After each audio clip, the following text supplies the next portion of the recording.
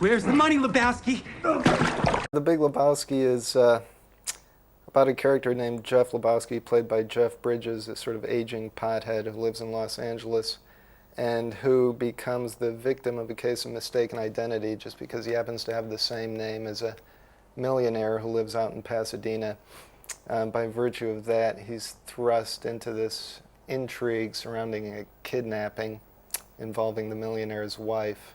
The Big Lebowski started really with us thinking about a friend of ours in Los Angeles who the character that Jeff Bridges plays is sort of loosely based on. This is a guy who we've known for about 15 years who actually does call himself the Dude.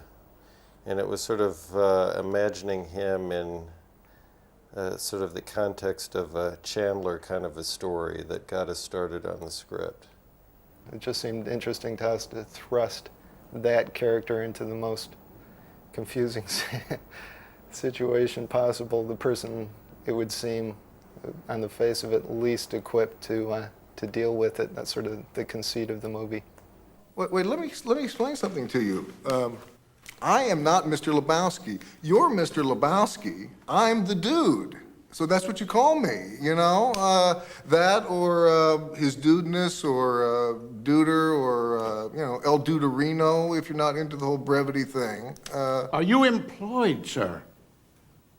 Employed? The Dude, who is, he's better known as a Dude, but his real name is Jeff Lebowski. And he gets confused with another Lebowski, a fellow who's, you know, a lot wealthier fella, and he gets mixed up for this guy, and all kind of hell and confusion breaks loose. We have Bunny Written by men who are unable to achieve on a level field of play. gather $1 million, Cowards!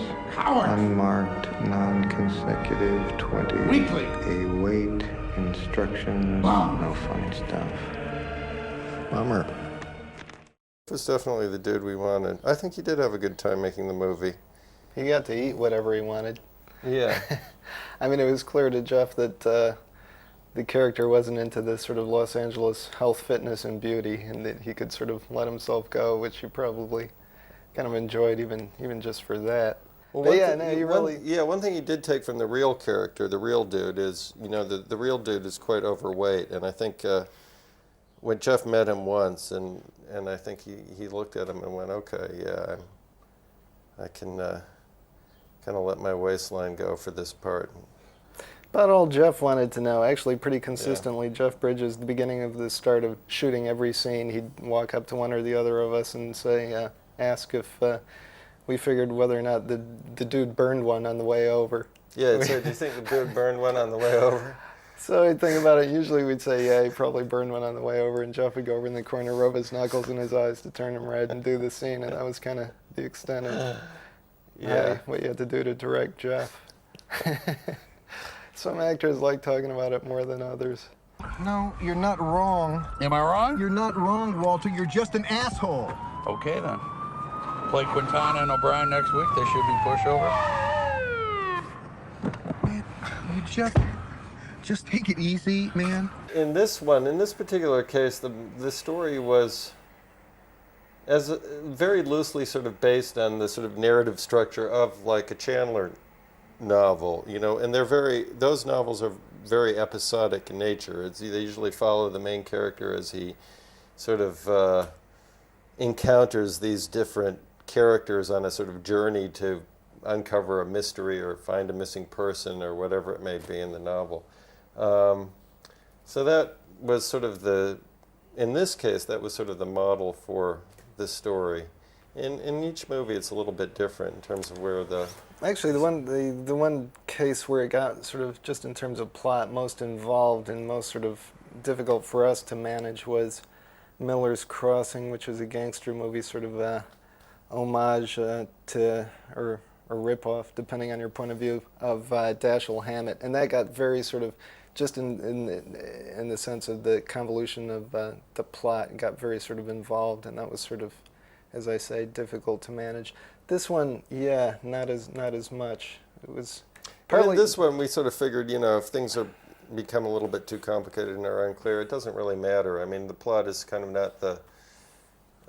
And again, this is similar to Chandler. Right? The plot is sort of secondary to the other things that are sort of going on in the piece. I think, and if people get a little bit confused, it's I don't think really necessarily going to get in the way of them enjoying the movie. Yeah, you look at something like The Big Sleep, and nobody seemed to know, including the people who sort of wrote it, what the hell was going on in that plot either. So The hero, the dude, is not a private eye, but he's really a guy who's a throwback to the characters of the early 70s, late 60s kind of guy. What makes a man, Mr. Lebowski? Dude. Huh? I don't know, sir. Is it being prepared to do the right thing? Whatever the cost. Isn't that what makes a man? Sure, that and a pair of testicles. Sam Elliott would actually ask us for like, what am I doing in this movie? yeah, And we Sam had would to say, I tell don't him. know what I'm doing here, boys. Happy to be here. Don't get me wrong, but We didn't have anything to tell Sam. We didn't know either. But, didn't hurt his performance any. How you doing there, dude? Not too good, man. One of those days, huh? Yeah. Well, a wiser fellow than myself once said, sometimes you eat the bar and much obliged. Sometimes the bar, well, he eats you. That some kind of Eastern thing? Far from it.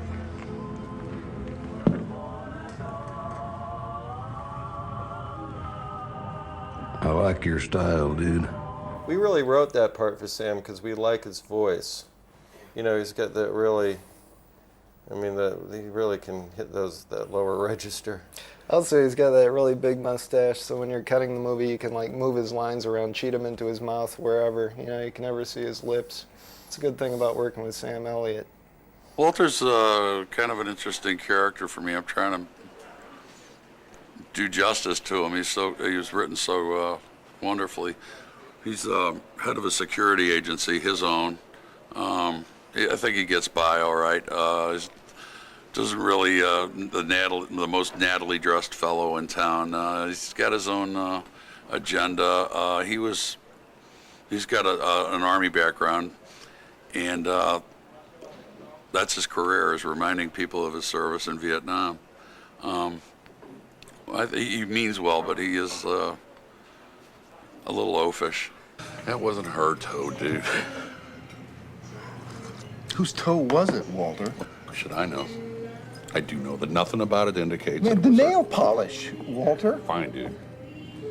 As if it's impossible to get some nail polish applied to someone else's toe. Someone else. Yours. Where the? Are they You gonna want a get? toe? I can get you a toe. Believe me.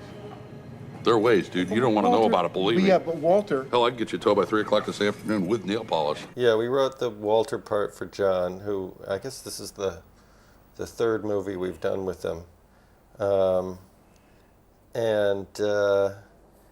actually, as we wrote the part that Turturro plays for Turturro and the part that Steve Buscemi plays for Steve, so those parts were essentially written for those actors. Were you listening to the dude's story, Donnie? Walter. Were you listening to the dude's story? I was bowling. So you have no frame of reference here, Donnie. You're like a child who wanders into the middle of a movie and wants to know. Walter, what's the point, man? There's no reason. Here's my point, dude. There's no fucking reason why these Yeah, two... Walter, what's your point? Huh? Walter, what is the point? Look, we all know who is at fault here. We saw John Turturro play an Hispanic character in a play at the Public Theater about, must be about 11 or 12 years ago. And ever since then, we've wanted to write something for him where he plays an Hispanic character. And this just seemed like the sort of right opportunity for it, and then, to really give him something to sink his teeth into, we made him a child molester. but I think it's really, it's a pretty vivid characterization given the amount of screen time he has, don't you think? Yeah. John goes to the core of things.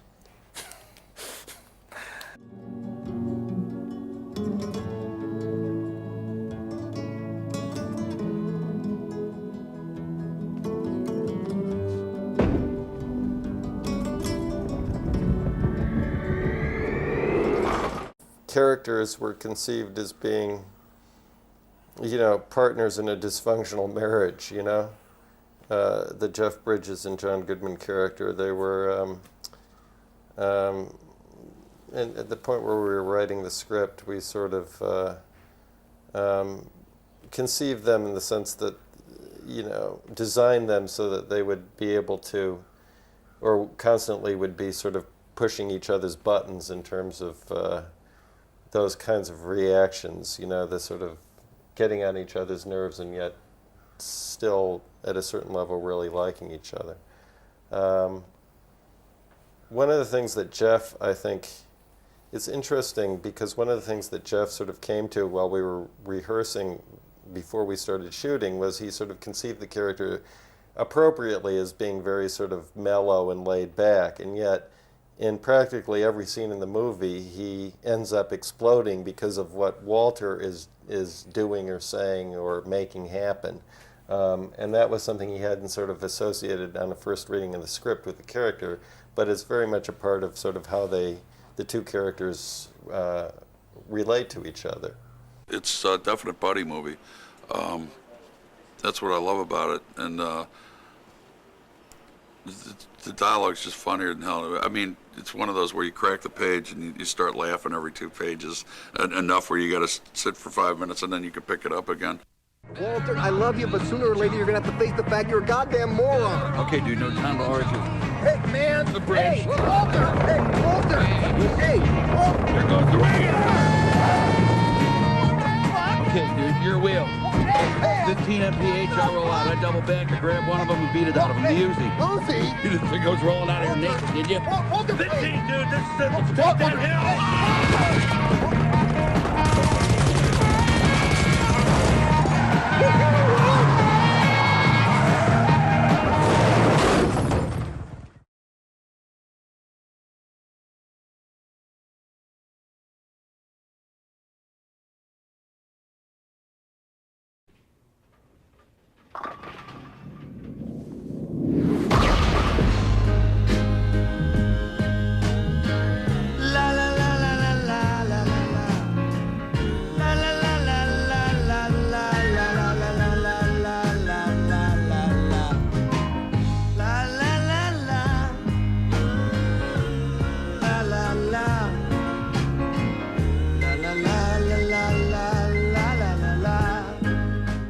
We've done 4 movies with Roger Deakins as the cinematographer.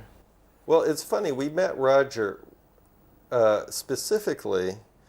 The way we started working with Roger is when we did Barton Fink, we were shooting a movie in Los Angeles, non-union. And for that reason, but on the other hand, we wanted to work with someone whose work we knew and liked, as opposed to someone who was just starting out. And that sort of meant a foreign DP who wasn't in the unions in the United States. So we'd seen Roger's work, I think, on a number of things, but in particular the Mike Figgis movie, Stormy Monday, I think was the last one we'd seen before we talked to him. And we met Roger and liked him and hired him to do that movie, and we've been working together since then. Roger is just, he's one of the, top,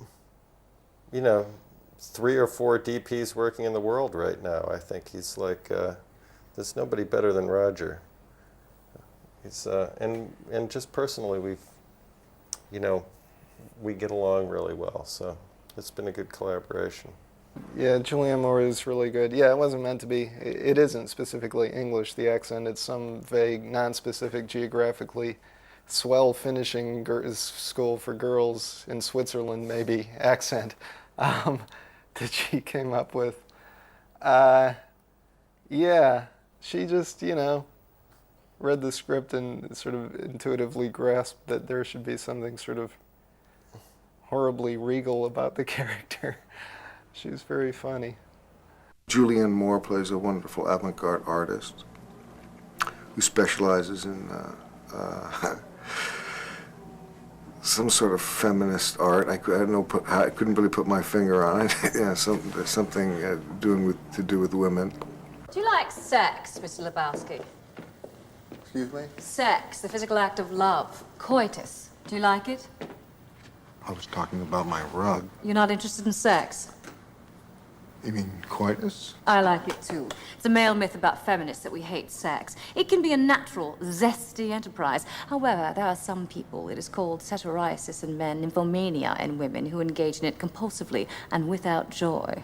Oh, no. Oh, yes, Mr. Lebowski. Well, movies always get weird reactions. Like some journalists we talk to say, you know, well, so how'd you come up with the story? You just like sit around and smoke a lot of pot. It's we got that from one journalist. Then when we were doing an interview in Germany, a German journalist asked us, so how do you come up with a story? You sit around in a room and drink a lot of beer?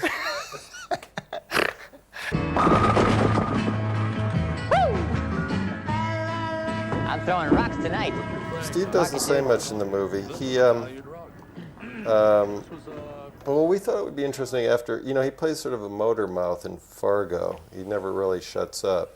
And so we thought it would be interesting to sort of go the other way in this movie in terms of the character that we wrote for him. Somebody pointed out to us recently that he's been in the past 5 movies of ours and we've killed him in each one. Yeah, I don't know I don't know why. In progressively more gruesome ways, too, actually. Well, not that his death in this one is particularly gruesome, not to reveal too much, but his remains seem to get smaller and smaller in each of our movies. I don't know what we'll do next. No, don't do that. Not on the rug, man. The carpet, you know, it's interesting. We just got a call from Floor Coverings Weekly, a magazine to the trade, you know, about floor coverings, that wanted to do a story on the Big Lebowski because catalyst for the story was the floor covering. So we did a really long, we were so excited about being on Floor Covering Weekly that we did a really long interview with the woman. She was really taken aback. It was the one time we talked to a journalist where they were anxious to get off the phone and were just humoring us as we nattered on about the carpet and all the other floor coverings in the movie. And she promised to send us a copy of the magazine, but it hasn't materialized yet. Yeah, it's hard to believe that there's actually a weekly about floor covering. Yeah, how much is there to say? It's, and you would think, you know, by virtue of that, she would be interested in a lot of material about the movie. We even offered to pose for, if she'd do a cover, pose for a cover picture, the two of us in front of the Persian carpet, which Jeff Bridges' character appropriates, and she was sort of polite but declined. Then we started getting suspicious that maybe the whole thing had been a hoax, and she wasn't actually a legitimate representative from Floor Covering Weekly, but some journalist who'd been turned down for an interview in another context. But yeah, it is true that the movie does, the sort of catalyst for the plot, the whole sort of beginning of the movie has to do with a rug being soiled in a sort of very particular way. And the main character's sort of journey through the movie is an attempt to sort of get redress for his soiled rug. That also was loosely taken from real life. One of the characters that the movie was based on used to have a rug that he would I think, you know, salvaged out of the trash from somewhere, that he would go on and on about how it tied the room together in his little apartment. So, yeah, the rug became a very important element. Yeah, then it just sort of seemed to take off.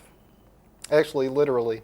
I mean, we got into the whole, you know, sort of flying carpet thief of Baghdad thing with his, you know, one of his pothead hallucinations. We gave the script to Joel Silver, the producer, who gave us a really interesting note, which we actually ignored, but maybe shouldn't have. He said that the movie should have ended with him getting his rug back, or some mention of the rug, which would have been a nice resolution, but he never did do it. I tripped on a cloud and fell 8 miles high. I tore my mind on a jagged sky. I just dropped in to see what condition my condition was in. Yeah, yeah, oh yeah, what condition my condition was in.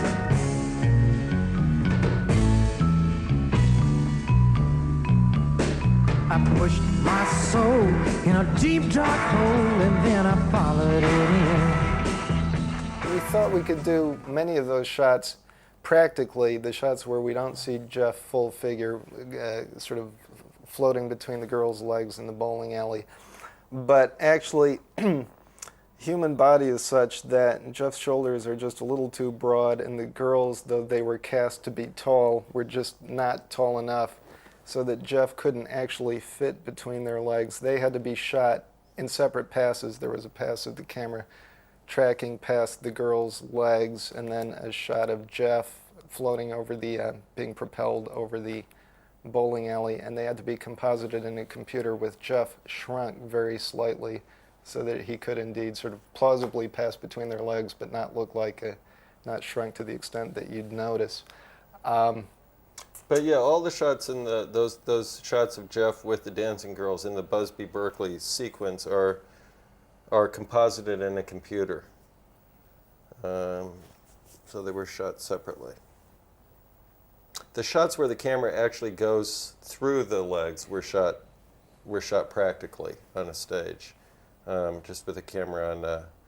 Well, we did it two ways. We had a little a skateboard essentially that the camera sat on that was sent down with a motor on it, and the camera was sent down between their legs, and it was controlled by an operator with a joystick.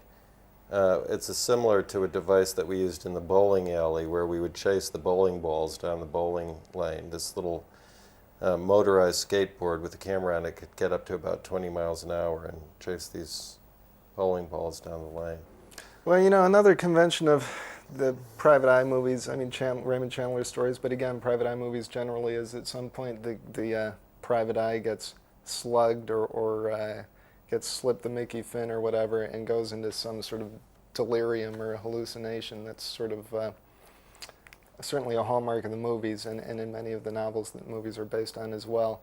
So in that respect, it was sort of, we had license to do it by virtue of the genre, but also it seemed like we had a special license to do that sort of splashy thing by virtue of the characters being a heavy drug user. So, you know, it just it lets you do things that are sort of a departure from the rest of the movie and do make, in a sense, come out of nowhere, sort of stylistically not like the rest of the movie. I got up so tight I couldn't unwind. I saw so much, I broke my mind. I just dropped in to see what condition my condition was in.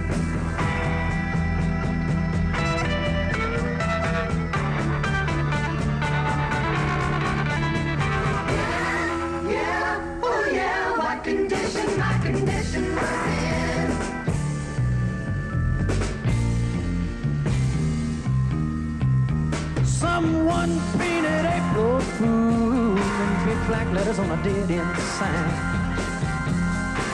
I had my foot on the gas as I left the road and blew out my